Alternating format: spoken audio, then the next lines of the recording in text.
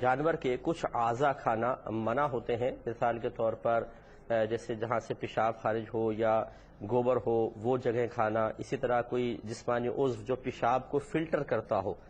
تو اس کو نہیں کھا سکتے ہیں کیونکہ گندگی سے اتصال ہے۔ ایسی اوجڑی کیونکہ اس کے گندگی کے ساتھ اتصال ہوتا ہے، یہ ملی ہوتی ہے، اس لیے اوجڑی کھانا بھی منع ہے۔ اسی طرح حرام مغز جو ہے، جو یہ سر کے پیچھے سے ریڑھ کی ہڈی کے اندر سفید سی ڈوری ہوتی ہے لمبی سی، تو اس کو کھانا، اسی طرح پٹھے کھانا یہ منع ہے۔